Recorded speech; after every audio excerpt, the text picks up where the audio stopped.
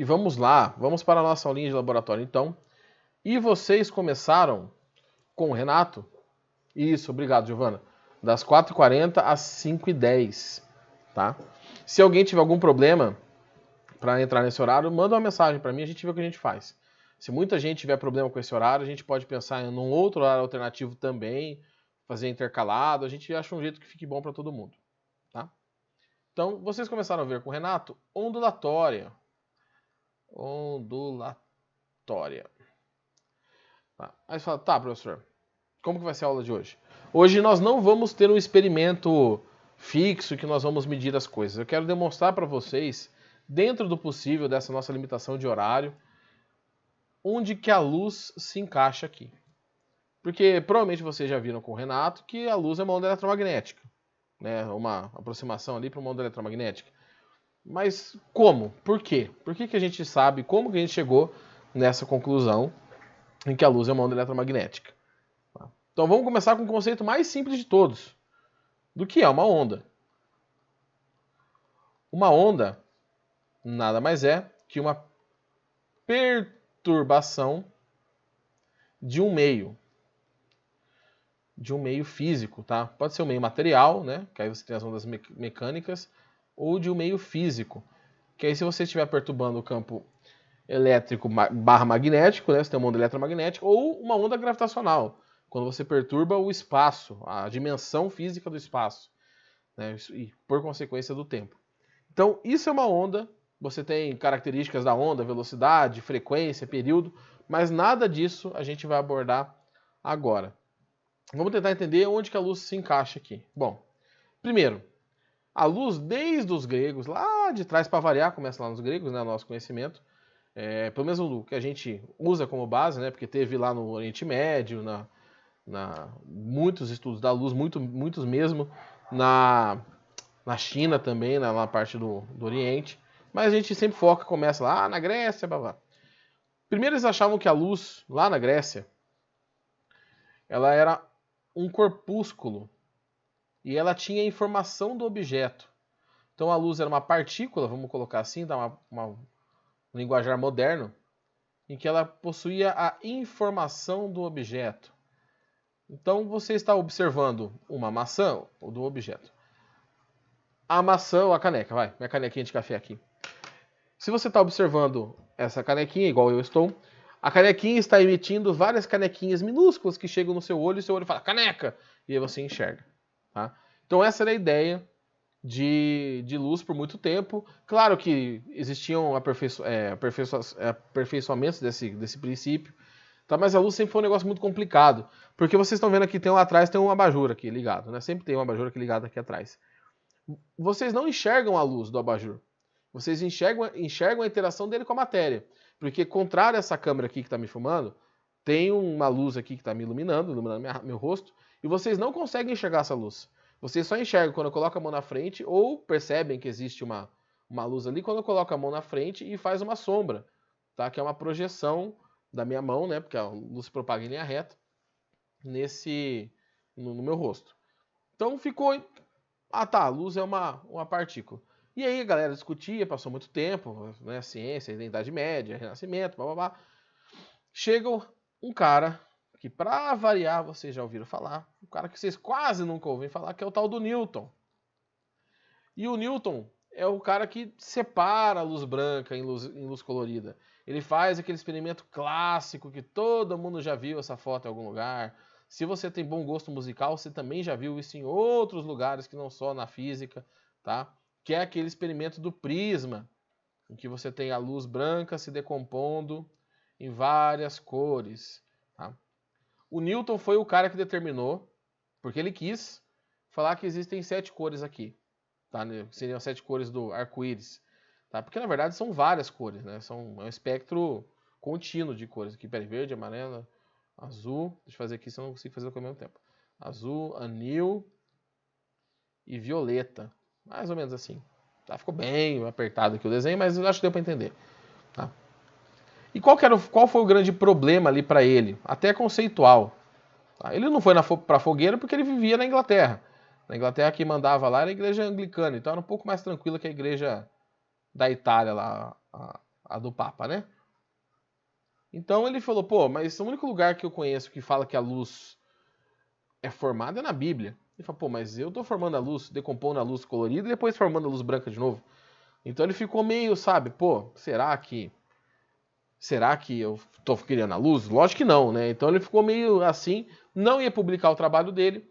Aí um outro cientista, que agora me fugiu o nome, ia publicar também o trabalho sobre óptica, né, que é um dos livros do Newton que fala da óptica.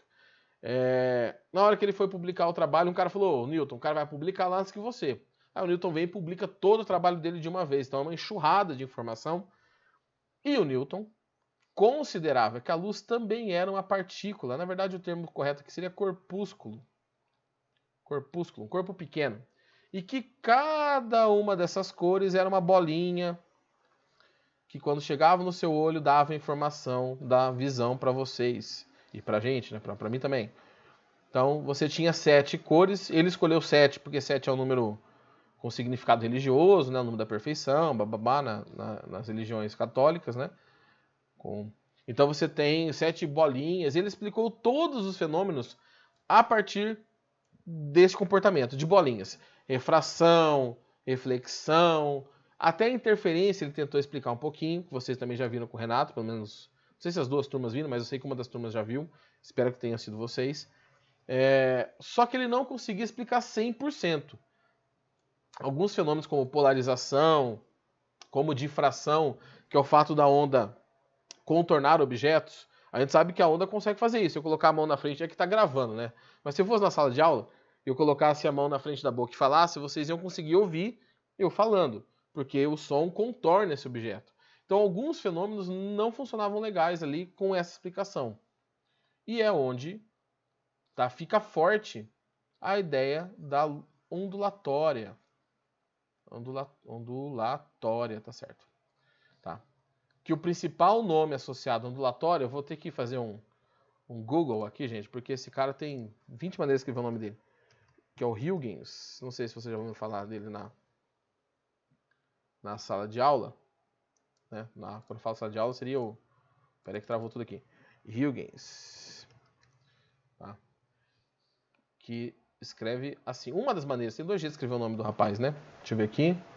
Nunca ouviram, né? Então, mas vocês vão ouvir ainda. Porque tem um princípio de Huygens para as frentes de onda. É um cara que foi meio que contra o Newton, só que é o seguinte. O outro cara era o Newton. E hoje na ciência a gente tenta, já há muito tempo, distanciar a obra do cara que cria essa obra. Então não é só porque era o Newton que falou, era verdadeiro. Mas naquela época as coisas não funcionavam bem assim. Então meio que ficou corpuscular. A ondulatória explicava mais fenômenos. Ela explicava, por exemplo, a interferência. Ou dentro da limitação da época, né? Ela explicava a interferência. Ela explicava a difração. Coisas que a ondulatória não conseguia, a corpuscular não conseguia explicar. Só que qual que é o grande problema da ondulatória até então? A onda é algo que perturba um meio, certo? É a perturbação de um meio físico. O que tinha que oscilar, o que tinha que balançar para a luz se propagar? Você fala, pô, professor, o campo é eletromagnético. O campo é eletromagnético. Não, porque ninguém tinha noção do que era um campo eletromagnético. Ninguém tinha esse conceito ainda. Então eu vou passar alguns experimentos aqui para vocês entenderem a construção do raciocínio, tá, desses cientistas. Então eu vou puxar aqui para o lado. Espera aí que vocês não estão vendo. Deixa eu colocar aqui janela. Só um pouquinho. Ajeitar aqui, vai ficar bonitinho para vocês. Temos aqui... Pera. Aqui, tá bom. Vou colocar aqui em cima mesmo, vocês não vão copiar isso aqui. Temos aqui uma cuba com água e uma torneira. Aí eu solto a água para pingar nessa torneira e você vai formar várias ondas. Tá? Você tem várias frentes de onda, cristas e vales se propagando. Aqui quando você está vendo de cima. Então, e aqui... Peraí que eu coloquei errado aqui. E aqui quando você está vendo de lado. Deixa eu fazer... Então você tem uma oscilação de alguma coisa, uma perturbação de alguma coisa.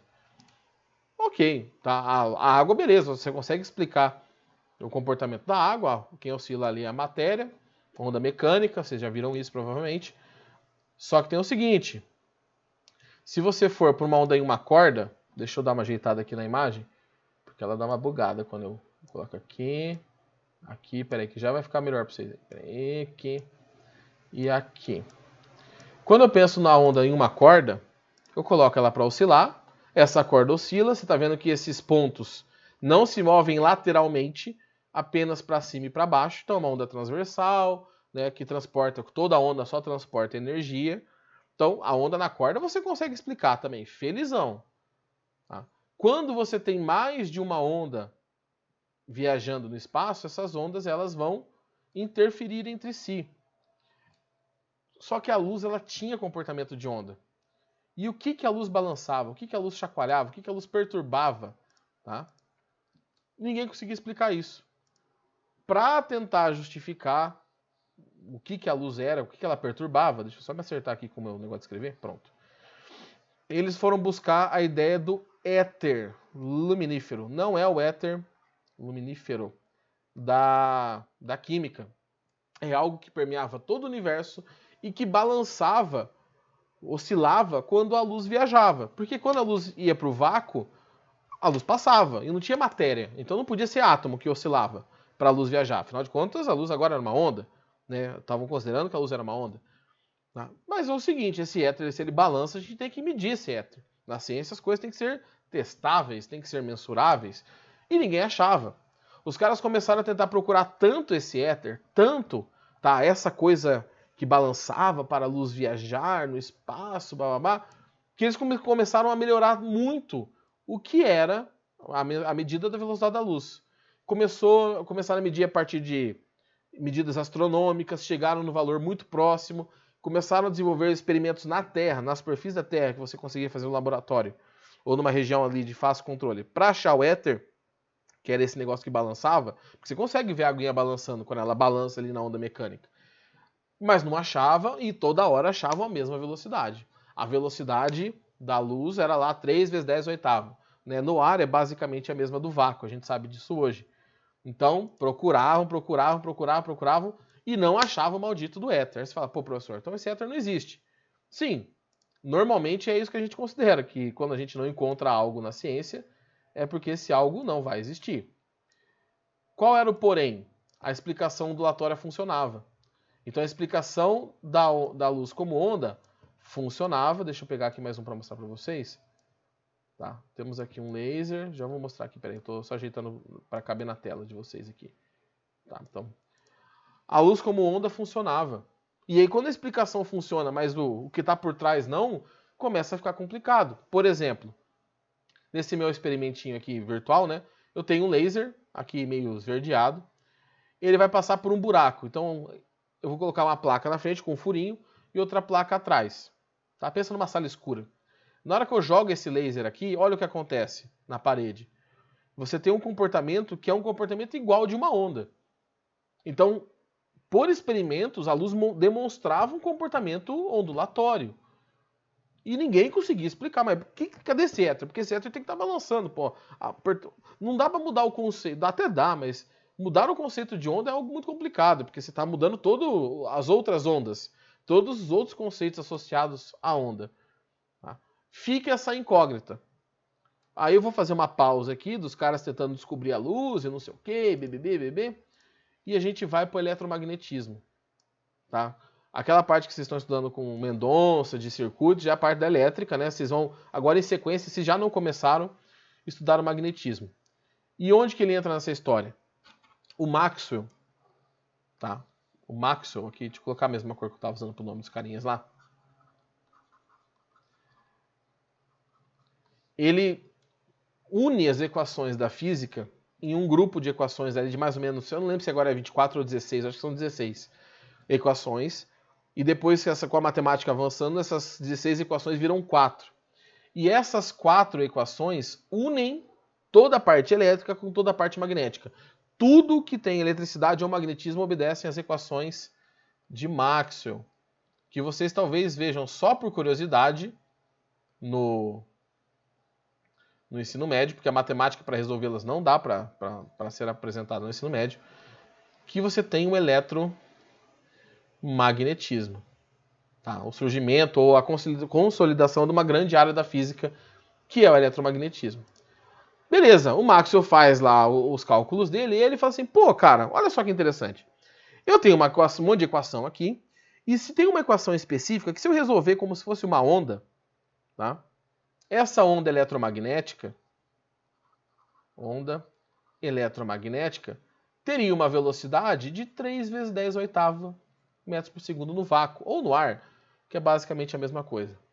Só que esta velocidade era a velocidade da luz.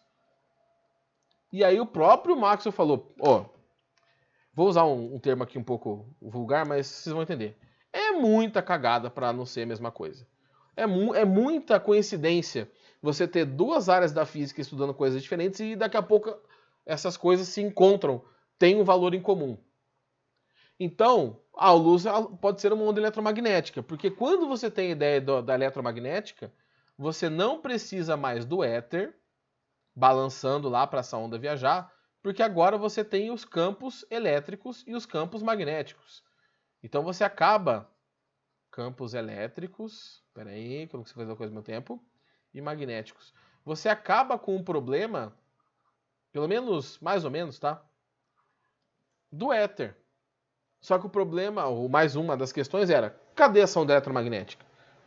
Como que você consegue criar uma onda eletromagnética? Hoje, a gente sabe que uma onda eletromagnética é criada da seguinte maneira. Vamos colocar aqui de novo. Tá? Quando eu tenho uma carga elétrica, deixa eu puxar aqui para o lado, em uma região do espaço, ela tem um campo elétrico associado, né? Já vai aparecer para vocês aí, ó. Aqui, pronto. Ela tem um campo elétrico associado, então aqui eu tenho uma carga positiva. E quando eu oscilo essa carga, eu gero variação nesse campo elétrico. Então, se eu oscilar essa carga, esse campo elétrico oscila, gerando ondas elétricas, e aí na natureza, toda vez que você tem uma onda elétrica, você tem uma magnética. Então você gerava ondas eletromagnéticas. Só que isso precisava ser comprovado, tá? Tanto foi comprovado que é assim que nós transmitimos sinais, tá? Seja de internet, seja de rádio, tá? Então funciona mais ou menos assim, ó. Opa, que eu tô apanhando aqui para o meu programinha. A transmissão de sinais entre uma fonte e um receptor funciona da seguinte maneira. Temos aqui nossa rádio.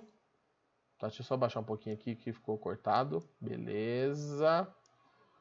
Aqui você tem uma quantidade de cargas, né, acumuladas aqui nesse pontinho azul. E quando ela oscila o campo elétrico e o magnético. Esta oscilação viaja pelo espaço. E aí todas as outras cargas em outras antenas vão oscilar com a mesma frequência. E aí você tem uma transmissão de sinal. Hoje a gente sabe que isso funciona. O problema é que na época não tinham sido descobertas ondas eletromagnéticas. Na teoria se sabia que isso poderia existir, mas ninguém tinha descoberto, ninguém tinha feito um experimento para comprovar. Mais ou menos igual as ondas gravitacionais, que já faz uns 70 anos aí que eram previstas pela relatividade do Einstein, não foi o Einstein que previu, foi a teoria dele que previu, tá? E a gente encontrou aí faz uns 3, 4 anos, eu me perdi um pouquinho no tempo, mas é mais ou menos isso. Tá? Então você tinha a previsão. Para demonstrar a existência e para comprovar a existência dessas ondas, que nós temos um rapaz chamado Hertz. E não é à toa que a frequência é medida em Hertz. Porque como que ele fez o experimento? Temos aqui a cabeçona do Hertz. Tá? Aqui é uma simulação, obviamente, do experimento dele. Ele criou, sabe aqui um taser, aquele negócio que dá choquinho? Ele criou um desse no laboratório, tá? Com placas de metal para transmitir essa informação que seria gerada nessa faísca. Nessa faísca você teria muito movimento de carga e você geraria um pulso eletromagnético, na teoria. E do outro lado da sala, ele coloca mais dois plugzinhos, assim, como se fosse um taser desligado. Tá? Então você tem ali essas bolinhas, seria onde você teria o arco voltaico, tá? Aquele choquinho. E do outro lado, ele estava com uma antena, o que seria uma antena arcaica, sem estar ligado em nada, só a antena, com um espaçamento parecido. Quando na região em que você tinha lá as baterias e gerava o arco voltaico, que é do lado esquerdo aí, que está mais ao fundo do vídeo, tá? Quando você gerava o arco voltaico ali, na outra a princípio não acontecia nada. Só que ele vinha aproximando, igual ele está fazendo a filmagem, ó. Ele vai aproximando esse receptor, até que em algum momento a descarga elétrica gerada lá pelo aquele cara de blusinha branca que está mais pro fundo, era percebida no receptor do Hertz. Então você gerava uma oscilação rápida numa região do espaço e outra região respondia. Tá? Ele vai mostrar ali uma pequena descarga elétrica, ele está olhando uma lupinha, né? Não sei se vocês conseguem ver pela transmissão do zoom aí, ó. Você tem pequenas descargas elétricas sendo geradas como consequência da emissão daquela fonte. Então ele comprovou a existência das ondas eletromagnéticas. Com esta comprovação, ficou meio que aceito pela sociedade. Eu já vou mandar o link, tá? Me dá um minutinho só, tá bom? Eu não mandei ainda não, o link da chamada. Ficou comprovado experimentalmente que ondas eletromagnéticas existiam. Então a luz, para evitar esse problema do éter, passa a ser considerada uma onda eletromagnética. Tá? Então é assim, quando você está no ensino médio e alguém fala a luz é uma onda eletromagnética, teve todo um caminho gigantesco que eu resumi aqui em 15 minutos, tá? Da luz bolinhas da Grécia lá, que é a canequinha viajando pelo espaço, até o que vocês consideram basicamente no ensino médio como luz. Tá? Eu vou colocar o link aqui da chamada, gente, espera só um pouquinho. Vocês são a turma B, né? Sempre esqueço aqui. Eu vou mandar o link. Se não for o de vocês, vocês por favor me dão um aviso aí, só para eu mandar o link correto. Mas eu acho que é assim. Tá aí, ó, o link da chamada. Aí você fala, pô, professor, que negócio de partícula, onda? Então vocês terão aula de física moderna em algum momento do ensino médio. Mas a luz, onda eletromagnética, funcionava. As explicações de quase todos os fenômenos. Menos, ou com exceção, né, de alguns, principalmente o negócio chamado efeito fotoelétrico, que é quando a luz bate em placas metálicas, por exemplo, algum material, e ela consegue ejetar elétrons. Como que uma onda bate em um lugar e tira matéria? Porque a onda não carrega matéria, ela carrega energia. Tá? Então, como que a luz bate em um lugar e arranca partículas? A radiação ionizante, né? Ultravioleta não sei se encaixa, mas raios gama, raio-x, esse tipo de radiação, ela é ionizante, ela tem energia para interagir com a matéria. E isso acontece na virada do século, 1800 para 1900.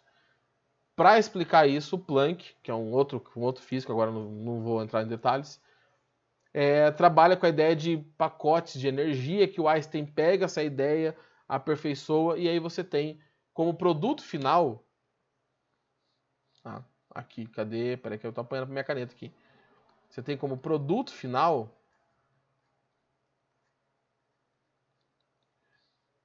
a consideração que a luz é uma partícula onda. Tá? Não vou entrar em detalhes disso, porque vocês vão estudar física moderna, tá? Mas não é uma coisa que sai de uma hora para outra assim. É partícula onda, beleza. Mas uma maneira bem simplificada é: tudo na natureza tem um comportamento de partícula e de onda. Tá? Tudo. Vocês, eu, o computador, a luz.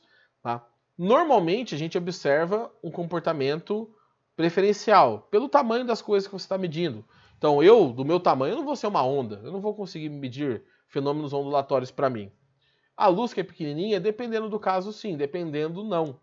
Então tudo na natureza tem esse comportamento dual, que é o que a gente considera que a luz é hoje, uma partícula onda. Tá? Não é uma partícula que interage como onda, não é uma onda que interage como partícula. Uma terceira coisa que alguém genialmente, e aqui eu estou sendo irônico, resolveu chamar de partícula onda. Poderia chamar de Tobias, sei lá, de Zé, mas resolveu chamar de partícula onda só para confundir a galera.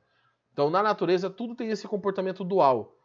Então o Newton estava certo? Os gregos estavam certos? Não, porque eles tinham uma outra ideia de corpúsculo. O Huygens estava certo com a onda? Também não. Tá? Essa ideia de partícula onda ela é maior do que essas duas juntas, ela tem outras consequências que, de novo, aqui não vem ao caso. Tá? Então, o produto final da ondulatória da luz, que é uma dos enfoques aí que vocês vão estudar, acho que agora vocês vão começar com acústica, não tenho certeza, mas que vocês vão acabar estudando, que ela é uma partícula onda. Simplificada, na maioria das vezes, para a onda eletromagnética, porque já está de bom tamanho para explicar quase todos os fenômenos. Então, o problema do que é uma onda, o que é uma onda gerou todo um avanço na ciência. Tá? Um avanço que você tem eletromagnetismo envolvido, você tem o que gerou a física moderna, né? O nascimento da física moderna vem de ondas eletromagnéticas, toda a parte de ótica. Então tudo isso é consequência da busca do que era a luz, como que a luz interage, como que ela funciona. Tá, professor, mas você vai cobrar tudo isso na nossa discussão lá, nossa avaliaçãozinha? Provavelmente não, tá? Provavelmente quase nada. Eu vou olhar o calendário nosso aqui, mas a gente já tem umas atividades já realizadas. Então, eu vou deixar isso aqui guardado, stand-by esse assunto, tá? Quando a gente tiver a nossa próxima aula de laboratório, que aí provavelmente vai ser sobre ondas mecânicas, sobre o som, tá? Eu posso colocar um ou outro ponto dessa aula aqui específica na nossa atividade, tá? Mas não vou ficar cobrando data, não vou ficar cobrando, sabe, muita invenção. Vai ser bem direto. Então, que a luz, por exemplo, é uma onda eletromagnética, que o que uma onda precisa ter para ser uma onda, ser uma perturbação em um meio. Então, assim, o enfoque será bem direto, tá? Não vai ser uma história da ciência nem nada. Quem tiver interesse e gostar desse assunto, depois quiser me procurar, a gente pode até trocar uma ideia sobre os enrolares aí dessa busca do que é a luz. E no final das contas, era isso que eu tinha para passar para vocês hoje. Tá? A nossa última aula foi bem experimental, vamos dizer assim, dentro das nossas limitações. Essa vai mais conceitual para dar uma equilibrada, para vocês terem um tempinho aí de resolver aquela atividade. Perdão. Tá?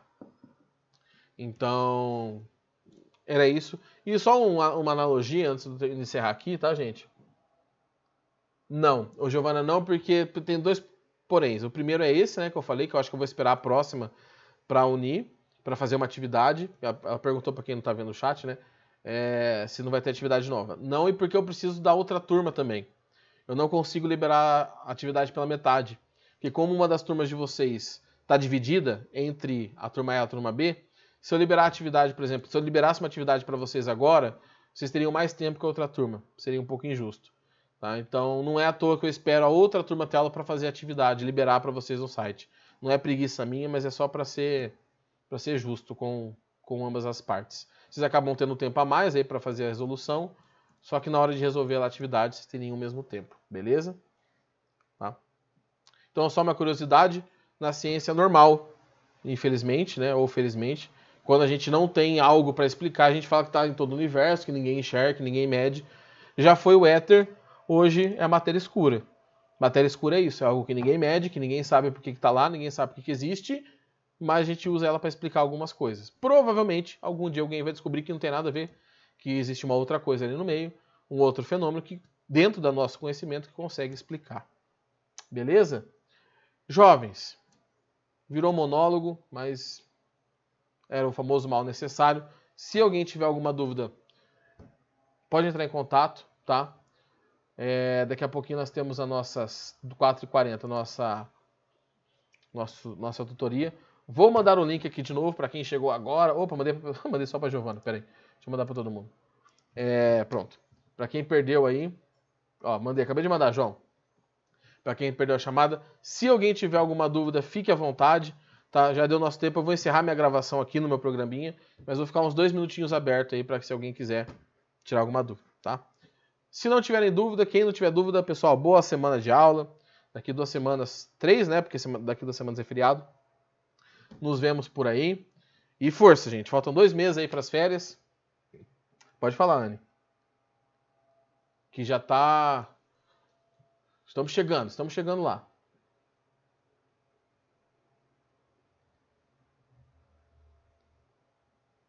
Vou mandar, João. Pera aí. Vou mandar no aberto, tá? Oh, meu Deus, mandei de novo pra pessoa. Pera aí, vou mandar de novo. Pera aí, vou mandar mais.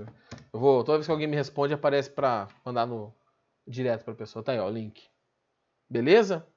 Então, pessoal, até daqui a pouco para alguns, né? Talvez que vocês participem. E até daqui 3 semanas. Vocês viram essa minha cara redonda novamente aqui. Beleza? Galera, boas semanas, boas aulas.